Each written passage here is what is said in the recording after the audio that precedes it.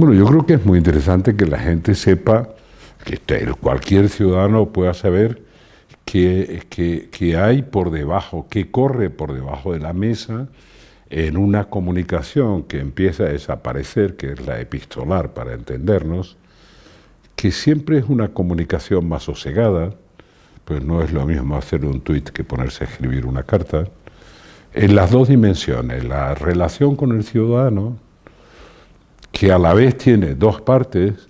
El ciudadano no se dirigía a mí igual cuando era líder de la oposición que cuando era presidente del gobierno, es obvio, incluso cuando dejé de serlo después, y la otra dimensión que es la relación con responsables políticos de distinto orden y nivel en el mundo.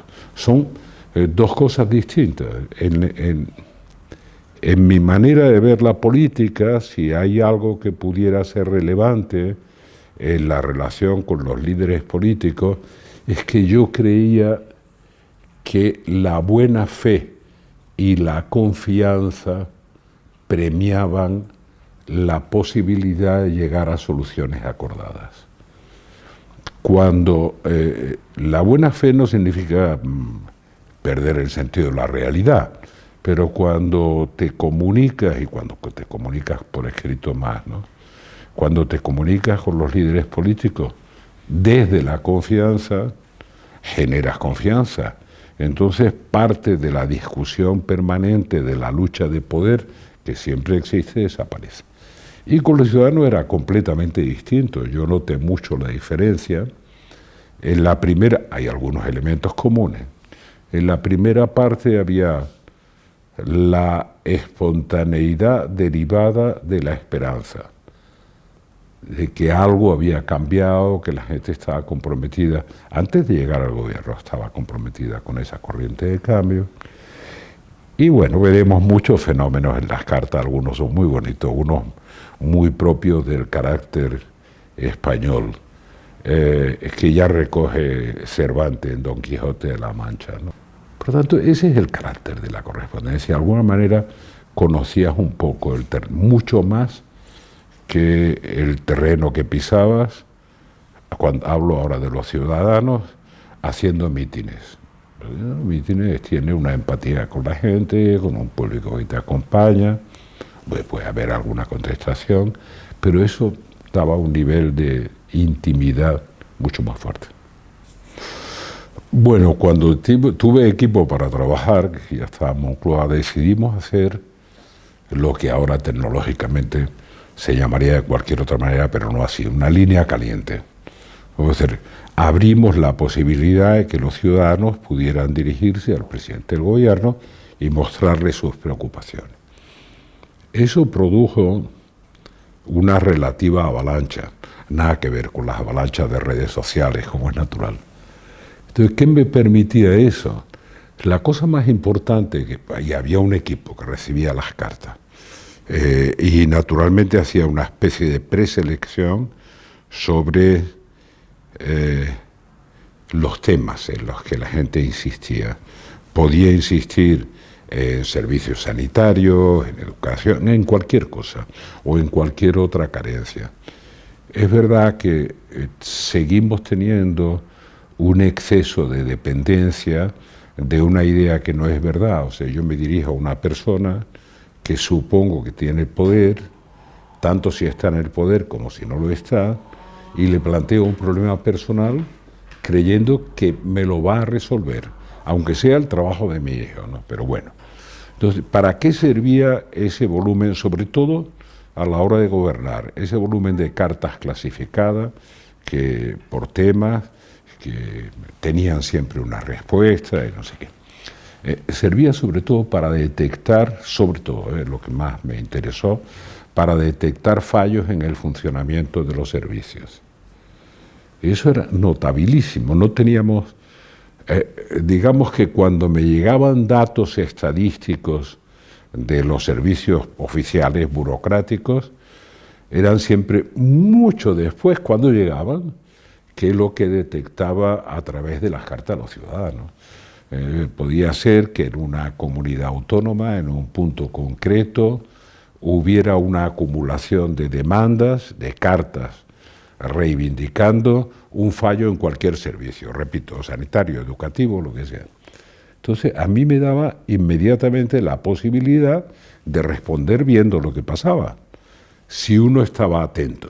Si lo hace de otra manera, no.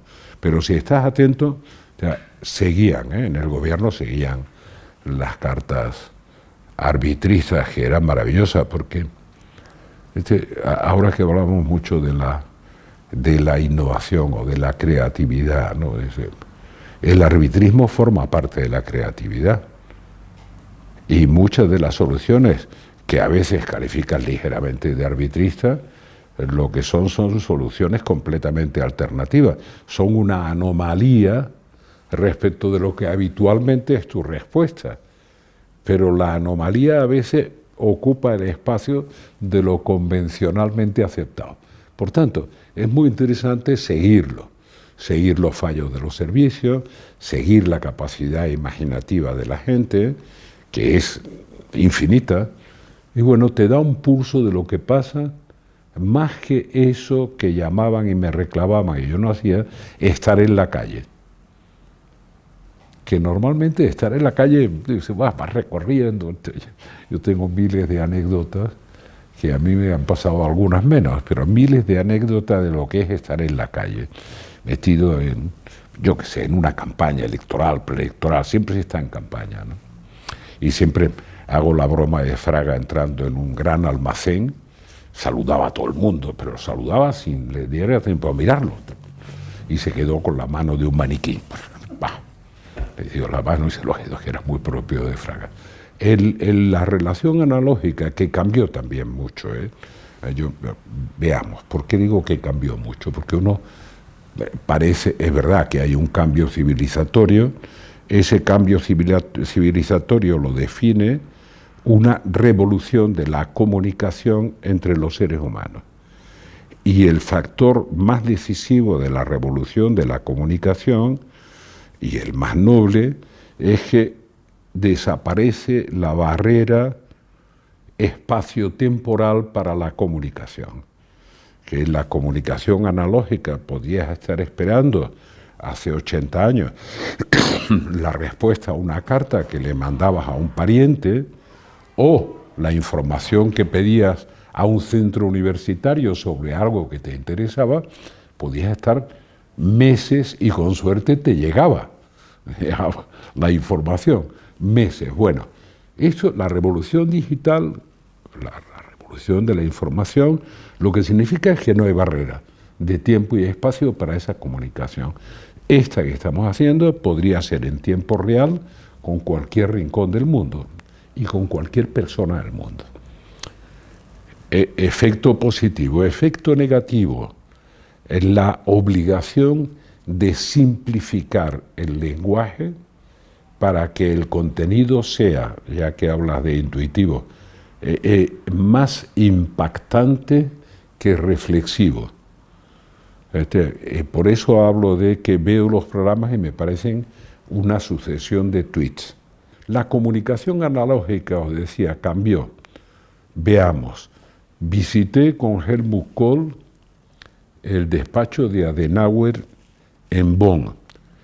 Adenauer, al pobre hombre, pues le piden que se haga cargo de la Cancillería alemana cuando había cumplido 82 años. Después de la devastación de la Guerra Mundial, encargado nada más y nada menos que de reconstruir Alemania y de restablecer relaciones democráticas con los ciudadanos y con el mundo, que no era pequeña tarea. Pero cuando entramos en el despacho estaba tal como lo dejó Adenauer. Impresionaba mucho entrar en un despacho tal como lo dejó este hombre, que tenía un libro, de lo que sea, de lectura, de tal, uno o dos expedientes de encima de la mesa, el resto de la mesa estaba limpio, y la comunicación, ya que hablábamos de la comunicación, era un teléfono de baquelita que estaba a 3 metros en la pared del despacho. Se suponía que el hombre, repito, tenía 82 años, estaba sentado en su despacho y esperaría 1 o 2 llamadas de teléfono en el día. Tenía que levantarse, desplazarse hasta el teléfono de Baquelita, y ese era su... Claro, de ahí pasamos al despacho de la Cancillería de Kohl. ¿Qué debo decir? En eso teníamos una cierta coincidencia. Yo soy muy desordenado en la mesa, pero sé dónde están las cosas. El localizador no es un orden preestablecido, sino mi sentido de la ubicación, como cuando leo un libro y no recuerdo en qué página está, pero voy rápidamente al libro y aunque esté en la 382 doy con lo que busco. Entonces pasamos a un mundo radicalmente distinto, seguía siendo analógico, pero ya había todo un aparato y multitud de papeles. Bueno, pues aún así, la comunicación analógica entraba más en la explicación que en la posición. La comunicación digital es la posición, y la analógica es la explicación. Y yo no menosprecio nada en los seres humanos, como diría Isaías Berlin, somos una mezcla de razón y sentimiento, intuiciones, etc. Pero necesitamos la razón para saber para dónde vamos, ¿no? Entonces, es más compatible la comunicación a través de una carta que te compromete mucho más. Es increíble, una carta te compromete mucho más que un SMS, que un tweet, que un correo electrónico, lo que sea. Es verdad que a veces uno le da mal a la tecla y ha mandado el mensaje a quien no quería. Y te cuesta trabajo pensar cómo lo recuperaría yo. No, la carta reposa, compromete y analiza. Puede tener lo que sea desde el punto de vista de los sentimientos, pero obliga a una explicación. Por tanto, genera una corriente de mayor confianza en el sentido profundo del término. Y yo creo que eso facilita mucho hacer política, hacer cualquier cosa en la vida, pero estamos hablando de política. Y parte de la relación mía con los líderes políticos se basaba más en eso, y algún reflejo, no todo, lo tienen en las cartas. En la comunicación humana, en las reuniones, eran mucho más relaciones de confianza en general. Te digo, de confianza con Gorbachov, por decir el otro polo de donde estábamos, o con el viejo Bush, a no confundir con la fotocopia, ¿no? O con Helmut Kohl, o con Willy Brandt, relaciones de confianza humana en la que compartías fundamentalmente las preocupaciones por los proyectos políticos, naturalmente, pero no se reducía a ese ámbito. Con Kohl era imposible que no te preguntara por tus padres, por tus hijos, era imposible, porque él era siempre... pero Gorbachov también era un hombre próximo y relativamente familiar. Se sentía más cómodo cuando había una confianza personal que cuando se hablaba puramente de política y de poder. Bueno, yo creo que eso era mucho más fácil, comprensible y natural en la comunicación analógica que en la comunicación, en lo que se ha convertido en la comunicación hoy, que es la comunicación digital. Éramos más previsibles también. Hoy uno de los elementos fundamentales de este tipo de comunicación es la absoluta imprevisibilidad. Nadie me puede decir qué va a hacer el señor Trump dentro de 2 horas sobre cualquiera de los problemas que pueden preocuparnos. Pero nadie me puede decir qué va a hacer el Parlamento británico esta semana. Es imprevisible. Tampoco se explica la comunicación epistolar sin una comunicación personal, pero sí quiero deciros algo porque seguramente os sorprenderá a todo el que lo vea cuando se vaya conociendo toda la correspondencia. Por ejemplo, yo hay muchas cartas que no he respondido, muchas, y algunas son muy significativas. En algunos casos, que no quiero desvelar, porque quien me escribía la carta, siendo un responsable político, me la escribía conociendo que se producía un acontecimiento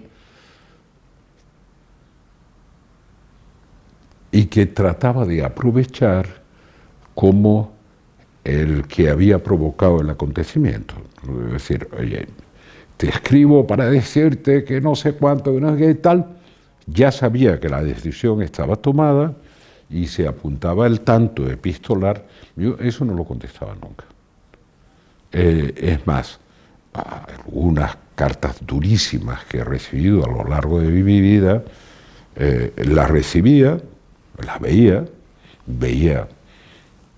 cuánto había de error, de apreciación o incluso de descalificación injusta, no sé, y no las contestaba.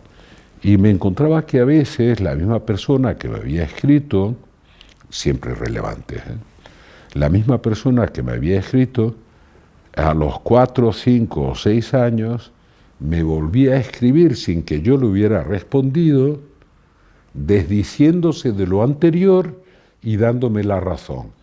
Era un bucle rarísimo, ¿no? Dice, bueno, ni le pedí que me escribiera aquella cosa bárbara, ni le pedí que se excusara ahora, ¿no? Era un diálogo consigo mismo, modulado por el paso del tiempo. Por tanto, veréis que de eso hay mucho.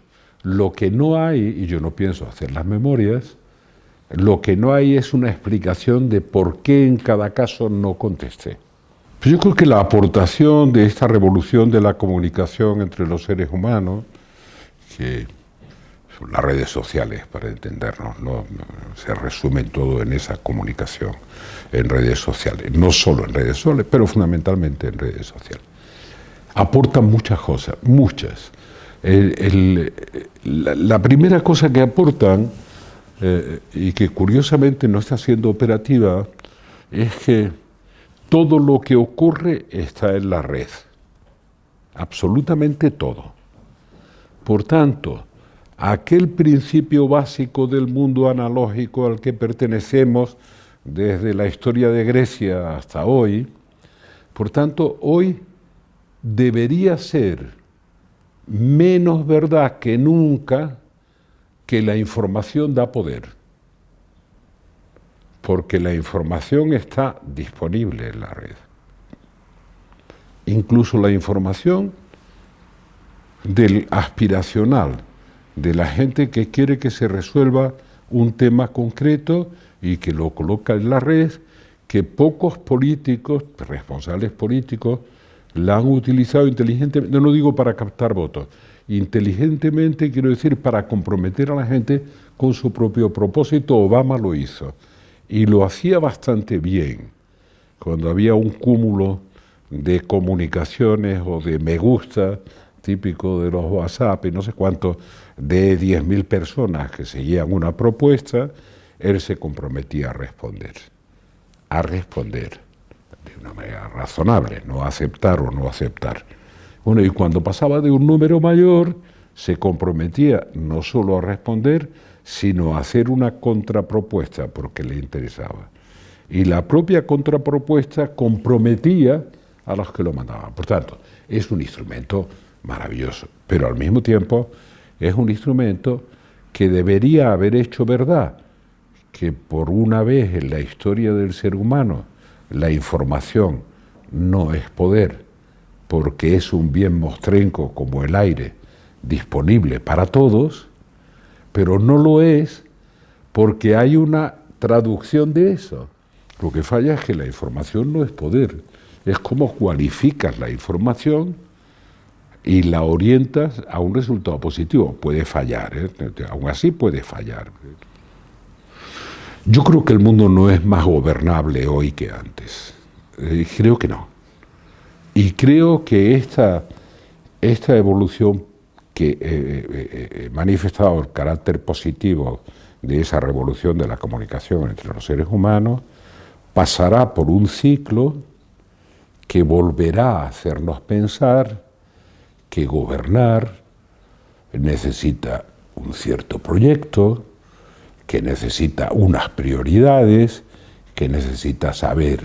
A mí me preocupa lo que pasa en cualquier país. Estuve en Portugal en otro día y me preocupa. Dice, bueno, tenemos que restaurar o restañar los daños de la crisis, que todavía están abiertos. Sí. Tanto los personales, para entender los personales, los que tienen que ver con la devaluación salarial, la precarización del empleo, etcétera, etcétera. Que no hay una relación de causa-efecto, como algunos dicen, con la reforma laboral, sino con algo mucho más profundo.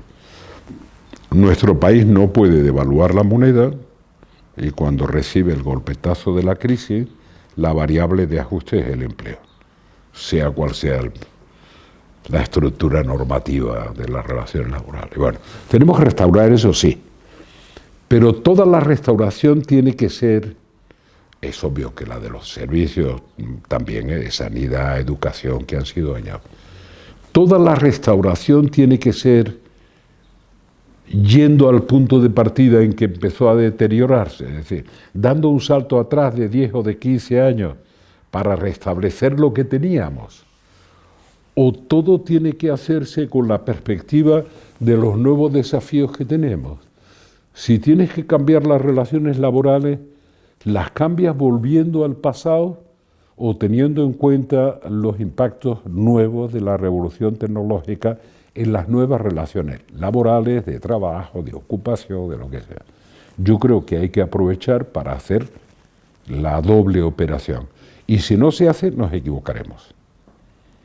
Si tratamos de recuperar, que es lo que el error de muchos líderes políticos que los veo, son mucho más jóvenes que yo y me asustan.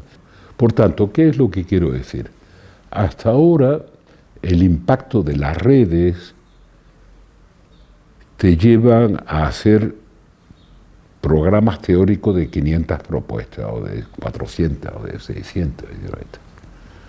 Si uno no hace un discurso con 3 o 4 prioridades, es que no tiene prioridades. No puede haber 500 programas prioritarios. Puede haber programas que se derivan de las prioridades que tienes que atender. Si no, esto es un galimatías. Pero tiene que ver con la sociedad que vivimos, sí. Tiene que ver como los menús largos de la nueva cocina, ¿no? Si te ponen poco, pero 15 platos, dices, bueno, tú piensas que uno de los pocos te satisface y el resto tiendes a olvidarlo. Bueno, los programas se parecen a eso. Dice, oiga, ¿qué está usted proponiendo? Ah, esto que está proponiendo me gusta. Ah, pues quédese con eso. Ya no mire todo lo demás, no va a hacer que le horrorice. Y no, pero el señor que va a gobernar va a hacer también lo demás, ¿no? Esto es lo que